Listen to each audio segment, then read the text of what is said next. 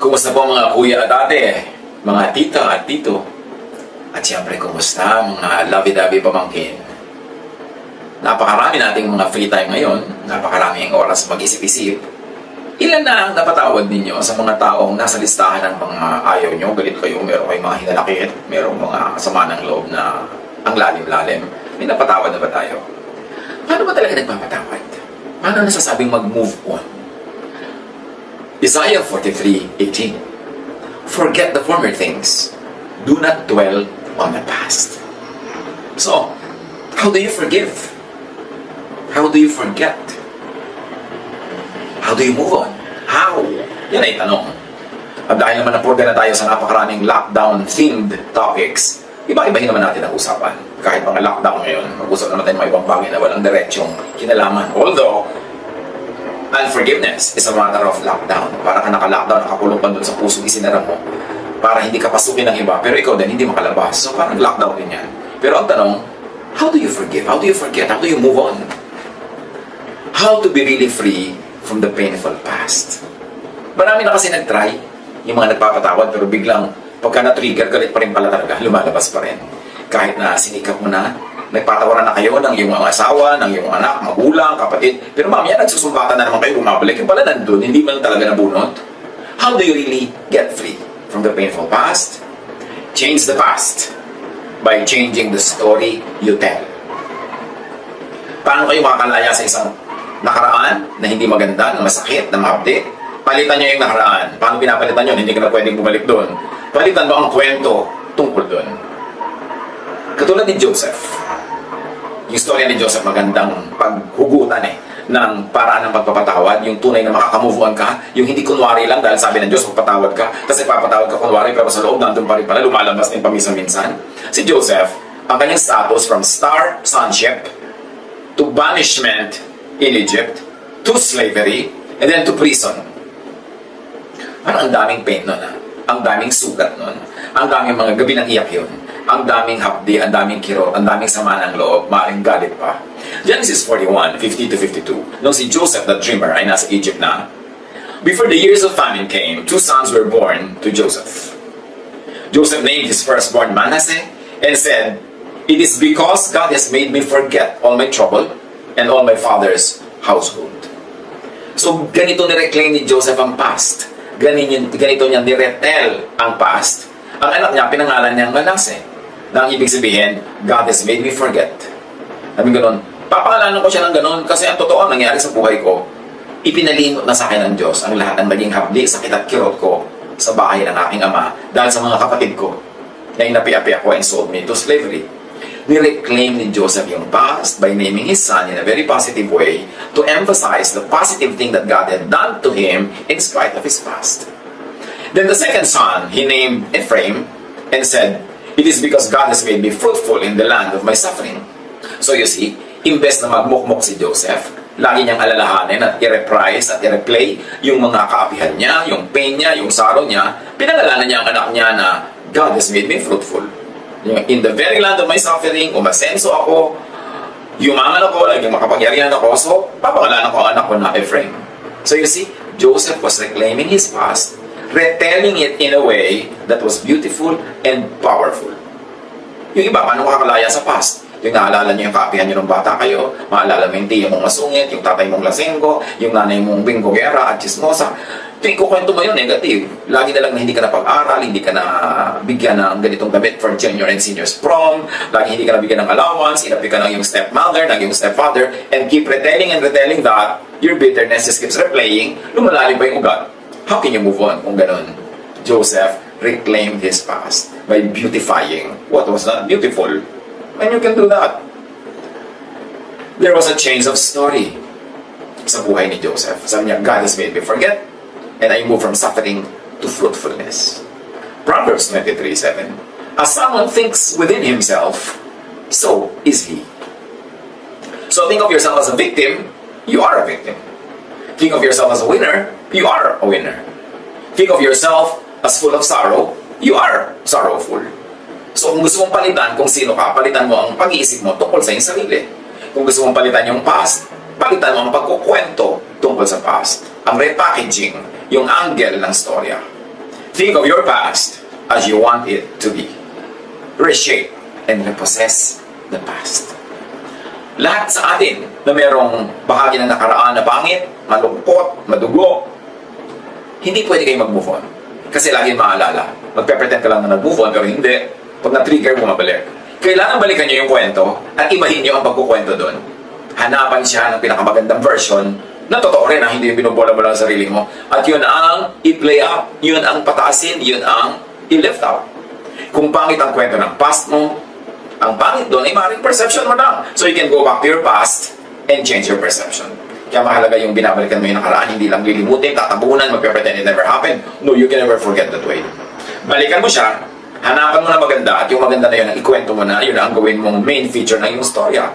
Kasi baka naman hindi talaga pangit. Akala mo lang. So review your perception. And apply Romans 8:28. And we know that in all things, God works for the good of those who love Him, who have been called according to His purpose. So kung ngayon, sa part ng iyong buhay na ito ngayon, sa oras ng buhay mo, nakakita ka na ng purpose sa buhay, nakita mo na yung blessing ng Diyos, balikan mo yung nakaraan, at ikwento mo yun sa sarili mo at sa iba, bilang paghahanda para sa ngayong present mo. Na yun ay nire-purpose ng Panginoon, na ang yun ay paghahanda, no? At ang Diyos ay kumilos sa kabila ng nakaraan na yun, at naging ganito kang ngayon. Doon ka lang makakalaya sa isang past na hindi masyadong pleasant. So, be free from the past. You don't just move on. You can't move on. You could only forget paminsan-minsan. Pero pag naalala mo, babalik ulit ang lahat ng pain and anger. Kaya sa Genesis 42:22-23, Reuben replied, yung kapatid ni Joseph na isa sa mga nangapi sa kanya, "Didn't I tell you not to sin against the boy? But you wouldn't listen. Now we must give an accounting for his blood." So you see, itong magkakapatid na ito, dahil ibinenta nila si Joseph to become a slave, buong buhay nila, yun ang kwentong binabalik-balikan ng kanilang gunita, yun ang kwentong nagbubulto sa kanila lagi. Kaya hanggang ngayon, buhay na buhay pa yung past at hindi pa sila nakakalaya. Kasi yun pa rin ang kwento at hindi nila naiba yung kwento na yun. So they have been imprisoned in that very bad plot, in that very bad story. Classic example of being unable and willing to change the story. So they are stuck in guilt, in negative feelings. So, to be free from the past, to change the past, change your perception of the past. Isipin mo, ay, kaya naman pala nangyari sa akin nung araw yun para maging ganito ako ngayon today. Kasi kung hindi naman nangyari sa akin yun, hindi ako ganito today. Yan, you can change the perception of the past. Then you can be free from the pain of the past. Pagandahin ang kwento. Lalo kung maganda ang napuntahan mo sa buhay, kung maganda ang iyong kalagayan, kahit sa ka nang galing, dito ka nag-end, ang ganda-ganda, pagandahin mo na, kahit doon ako galing, dito ako napunta, o yung pala, preparation yun para maging ganito ako, para ka makalaya. Pagandahin ang kwento. Pabaitin at unawain ang mga kontrabida sa kwento. Halimbawa, ay, yun naman pala ang stepmother ko, kaya ako inapi-api. Meron siyang mayoma. Malaging masakit ang kanyang natris, etc. etc. Kaya naman pala lagi siyang wala sa mood. O kaya naman pala ako inapi-api ng tatay ko kasi victim siya ng sarili niyang tatay noon. At naging alcoholic siya, kaya wala na siya sa katinuan. Pero dahil inapi nila ako, nagsikap ako, nag-aral ako, ngayon, umasenso na ako. Kung hindi nila ako inapi, baka naging katulad lang nila ako sa buhay kasi lagi akong sasama-sama sa kanila. So buti na lang lumayo ako, nakabuti sa akin na aking paglayas mula sa napaka-impaktong buhay na ko. So ngayon, salamat at naging ganun yun dahil yun ang naging daan para maging ganito ako ngayon. That is how you repossess the past. That is how you retell the past. So you could really move on because you can forgive. You can only forgive when you retell the story. Genesis 45:4-7. Then Joseph said to his brothers, nung si Joseph ay kaharap na ng mga brothers niya na hindi siya kilala, kasi kailangan nila ng tulong ni Joseph, na ngayon hindi nila nakilala, high-ranking officer na pala sa Egypt, "Come close to me." When they had done so, he said, "I am your brother Joseph, the one you sold into Egypt. And now, do not be distressed and do not be angry with yourselves for selling me here, because it was to save lives that God sent me ahead of you." So you see, Joseph gives an ugly event in the past a beautiful meaning at hindsight. Sabi niya, alam niyo kung bakit niyo ko ibinenta? Plano yun ng Diyos. Para magamit niya ako ngayon, para kayo iligtas at ang ating lahi at ang marami pang ibang tao. Iniba ang interpretation, ang meaning ng nakaraan. This is the way people could really forgive and move on and forget. Repossess the past, retell the past, in view of your beautiful present. For 2 years now, there has been a famine in the land, patuloy ni Joseph. And for the next 5 years, there will be no plowing and reaping. But God sent me ahead of you to preserve for you a remnant on earth and to save your lives by a great deliverance. So, hinanapan at nakita naman ni Joseph ng meaning yung mga kabiguan niya in the past, na yun ay step para sa tagumpay niya in the future. Joseph interprets history as part of the divine plan. He and his brothers only being actors of God's will. Ngayon, kung ikaw ang kontrabida sa kwento, ibahin mo rin ang perception. Iligtas mo rin ang sarili mo sa pagiging kontrabida. Do not just be guilty forever. You cannot move on. Interpret your former bad ways as means to do good later. Yun ang ginawa actually, yun ang technique ni Joseph. Proverbs 16:4, the Lord works out everything to its proper end. So, ang mahalaga yung ending. So, gandahan mo yung ending. Kung hindi naging masyado maganda yung beginning, gandahan mo yung ending, and then you can move on and forget the beginning. Job 37:13, whether for correction or for his world or for loving kindness, he causes it to happen. So, inascribe naman ni Job sa Diyos ang lahat ng nangyayari, kaya natanggap niya. Lamentations 3:58, you have taken up my cause, O Lord, you have redeemed my life. So, napaganda dahil pumasok ang Diyos sa eksena. Hindi forgiveness lang ang igagawad mo sa iba o sa sarili. That's not enough. It cannot work. Kundi, dapat ibigay mo understanding, then empathy, and then acceptance, like in Joseph's case. And even appreciation of them, of what they did. This will lead to your freedom. Forgiveness, madaling sabihin, I forgive you, pero totoo, nasa loob mo pa. Hanggang hindi mo siya nauunawa at inuunawa, hindi ka nakaka-identify sa kanyang mga pain and sorrows at hindi mo yun natatanggap, at hindi mo na-appreciate yung mga ginawa niya kahit sa simula parang hindi maganda, pero nakita mong ang kinawian maganda, hindi ka lalaya. You have to hukay the past, re-understand, reinterpret, and retell it. Genesis 50:15-21. When Joseph's brothers saw that their father was dead, they said, what if Joseph holds a grudge against us and pays us back for all the wrongs we did to him? But Joseph said to them, don't be afraid. Am I in the place of God? You intended to harm me, yes, but God intended it for good, to accomplish what is now being done, the saving of many lives. So then don't be afraid. I will provide for you and your children. And he assured them and spoke kindly to them. So yun ang style ni Joseph. Sabi niya, okay, masama talagang balak niya sa akin, pero may magandang balak sa akin ng Diyos. At sa magandang balak na inubuwi, ang mga ginawa niya sa akin masama, so tama na yan. Nakabuti para sa lahat ang nangyari. Move on na tayo. Philippians 3:13. But one thing I do, forgetting what is behind and straining toward what is ahead. How is Paul able to forget what is behind? Ang dami-dami niyang pinapatay ng mga followers ni Jesus. Ang dami-dami niyang pinahirapan. Paano siya nakamove on? Paul revised his perception of his bad past. Therefore, he could forget what is behind. Acts 26:9-11 and 16-17. I too was convinced that I ought to do all that was possible to oppose the name of Jesus of Nazareth. And that is just what I did in Jerusalem.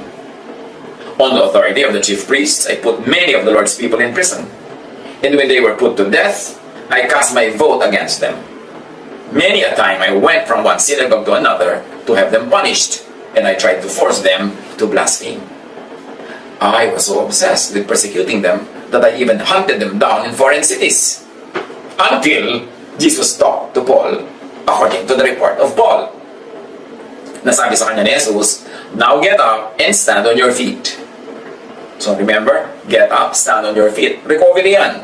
I have appeared to you to appoint you as a servant and as a witness of what you have seen and will see of me. I will rescue you from your own people and from the Gentiles. I am sending you to them. At pagkatapos, kinausap ng Diyos, kinausap ni Jesus, yung isang gagamitin niya para makarecover si Paul. Acts 9:10-16. There was a follower of Jesus in Damascus named Ananias. In a vision, the Lord said to him, Ananias. And Ananias answered, Here I am, Lord. The Lord said to him, Get up and go to the street called Straight Street. Find the house of Judas and ask for a man named Saul from the city of Tarsus. He is there now, praying. He has seen a vision in which a man named Ananias came and laid his hands on him so that he could see again. So in other words, sinasabi ni Jesus kay Ananias, pumunta ka doon para maging instrument ka na makakita ulit si Saul. But Ananias answered, Lord, many people have told me about this man. They told me about the many bad things he did to your holy people in Jerusalem. Now he has come here to Damascus. The leading priests have given him the power to arrest all people who trust in you.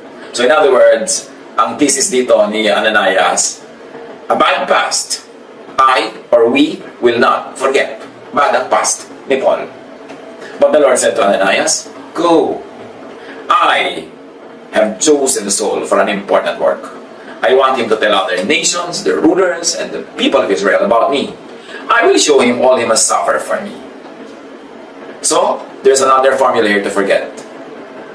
Change the interpretation of the future to the angry people's satisfaction. You see, galit sila Ananias, at takot sila kay Paul, or Saul na naging Paul.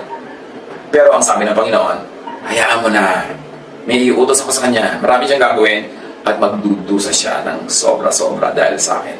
And dahil doon, na-change na yung perception ng future, na si Paul ay hindi na magiging tagapagpahirap sa kanila, si Paul na ang mahihirapan. So in a matter of speaking, nagkaroon ng balancing ito, naging madali para kay Ananias to move on. So may another technique here na pwede nating derive ang makuha. Change the perception of the past so you can move on, or change the perception of the future so you can move into the future. So to be free from the past, if this is done about the past and the future, that it is revisited and retold, reinterpreted, then you really move on. Not just forgetting the pains of the past or the fears of the future, which you can't, but now you even appreciate it. 2 Corinthians 4:16-18. Kaya hindi kami nasisiraan ng loob kahit na humihina ang aming katawang lupa. Patuloy namang lumalakas ang aming espiritu araw-araw. Ang bahagya at panandali ang kapighatiang dinaranas namin ngayon ay magbubunga ng kagalakan walang hanggan at walang katulad. Kaya ang paningin namin ay nakatuon sa mga bagay na di nakikita at hindi sa mga bagay na nakikita. Sapagkat panandalian lamang ang mga bagay na nakikita, ngunit walang hanggan ang mga bagay na di nakikita. So how are people able to accept their present, which is very hard, very difficult? They interpret it in terms of a preparation for a glorious future. So they are able to bear with the present, even looking forward, hopefully, happily, joyfully to the future instead of feeling bad and bleak and hopeless. Laging ganon, you retell, you reinterpret. Pero totoo, truthful retelling, truthful reinterpretation. Hindi yung magmumukmuk ka, puro lungkot ang makikita mo, tititig ka na lang lagi sa mga nakakaiyak. Sabi ganon, kahit mahirap ito ngayon, wala itong kwenta pag i-compare sa benefit na napapala namin ngayon at benefit na pupuntahan namin. So, ganyan din ang pagtingin natin kahit sa mga lockdown, mga ganitong sitwasyon. May benefit ito. Hindi pa lang natin alam ngayon, hindi natin nakikita. But we hope on something that is unseen. And our hope for that which is unseen is greater than our despair for that which is seen, for that which is visible at the moment. 1 Peter 5:10. Pagkatapos nyo magtiis sa loob ng maikling panahon, ang Diyos na siyang pinanggagalingan ng lahat ng pagpapala, ang siyang magbibigay sa inyo ng kaganapan, katatagan at lakas ng loob, at isang pondasyong di matitinag. Kahit itong lockdown na nararanasan natin lahat ngayon, let's turn it into a blessing. Magpakatatag tayo, maging blessing tayo sa iba, maging lakas tayo ng mga nanghihina, maging pagkain at inumin tayo ng mga nauuhaw at nagugutom, maging kagalakan tayo ng mga nalulungkot, and this will turn out to be a blessing for them and for us. It's an opportunity to do good in the name of God. It's an opportunity to be strong instead of to be weak. It's an opportunity to be hopeful instead of to be in despair. It's a choice. But you've got to retell, you've got to possess the story, reinterpret it, and make it beautiful. Because God is beautiful. And God is able to make everything beautiful in His time. Siya ang tumatawag sa inyo upang makibahagi kayo sa kanyang walang hanggang kaluwalhatian kasama ni Kristo sa patuloy ng ating binasa. What? How to change the interpretation of the past so you are able to forgive, to forget, and to move on. Gawin natin ito very practical, mga kapatid. Meron ba kayong part ng iyong past na very painful? Meron bang kontrabida sa inyong buhay noon? May ginawa sa inyong sobrang nakasugat sa inyong damdamin? Let's do this. Ha? Kumuha kayo dyan ng papel, kumuha kayo dyan ng pen at isulat nyo ito. Pag wala kayo ngayon, manood kayo ng replay. Identify the person. Ilagay niyo sa blank. Sino siya? Halimbawa, si Tia Agueda. Name the act. Binuhusan ako ng kumukulong langis. Whatever it is. Name the negative effects. Nagkapeklat ako. Nagkasugat ako. Napaso ako. Give it a positive interpretation now. Ay, salamat, napuno ako ng peklat. Kasi kung hindi, baka sobra ako naging kaakit-akit at kung ano na nangyari sa akin, naging immoral pa ako. Diba? Na positive yan. Na nabuhusan ka ng kumukulong langis. Ay, salamat, nabuhusan lang ako ng kumukulong langis. Hindi ako inilubog sa 1 gram na langis. There's always something positive in it. There's always a way of retelling it and repossessing the story. And then see the hand of God in the story. God caused it. That yes, the Lord has given me this handicap to keep me humble. Otherwise, I could have probably nagwala ako sa buhay o naging sobra akong mayabang. God gave it a good result, an ending and meaning. At dahil sa mga nangyari sa akin na yun, nag-concentrate ako sa pag-aaral, nagpakatalino ako, hindi ako umasa sa kinis ng balat ko na napuno na ng peklat. So, tumaas ang aking mga marka, naging magaling ako sa school, at nagkaroon ako ng napakagandang career. See the logic or the reason behind the act and the event. Kayo na magsupply niya. And see the good effect in you. Kayo mag-supply. Then be thankful for it. Now, you are ready to forgive. Dito pwede na. Doable na. Kasi naunawa nyo na ang nangyari. Nakita nyo na yung ganda nun. At kung naunawa nyo pa si Tia Agueda, na kaya naman pala siya gano'n, masyado siyang repressed and suppressed, hindi nagka-boyfriend kahit kailan, kaya galit na galit sa'yo na iinggit siya sa'yo, kaya kanya binusan ng mantika kasi ang dami mong manliligaw. So nakita mong victim siya. At ngayon hindi mo na siya unawa, naawa ka pa. Awa pa ang nangyari. Only then can you really forgive. And do not forget, Tia Agueda, you can't change the meaning of the story, change its value, then move on. God bless all of us.